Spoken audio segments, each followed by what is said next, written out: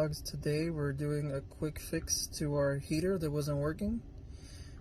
Basically it was unplugged. This is basically for you guys for the Coleman group that had asked us to check if it was plugged in or not. We checked, it wasn't plugged in, so we plugged it in. But if anybody needs any help, there are multiple ways you can get around. First one being, I punched a hole through this, and I'm gonna make a cubby here.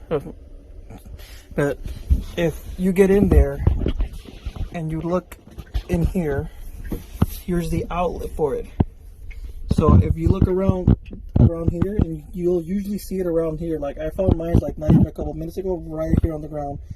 I just plugged it in, like reversed, like through the outside. Let me see if I can get an angle there where it is.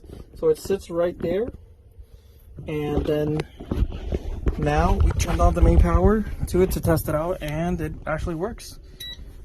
And there you guys have it. Check that out first before it's anything else, because usually I think it's just that for a lot of people. I mean, we haven't been able to use this fireplace since we got the thing.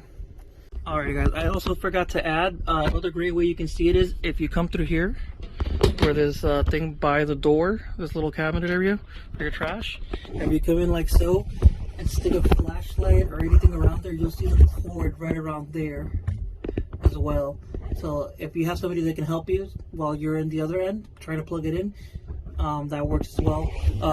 You can also take this whole section out. I opted not to. Just kind of lazy and kind of tired. I got home from work and I had to like look at this whole RV and figure out why wasn't it working, but it was just unplugged. So that's good. But that's just so you guys know, you guys can actually get through here, and obviously all the rest of the plumbing and the stuff that you guys need to get to if you guys need to. Make sure that when you guys are testing it out, this is unplugged.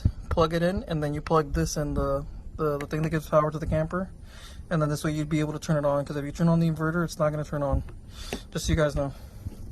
Just plug this in, and then you guys can check it out like that. I mean, I gotta fold all this stuff up right now, but that was it, guys. Just make sure you try it. You don't have this plugged in when you're putting that in over there in the inside. Once you're done, then you can put this in and then give power to the whole camper. Alright guys.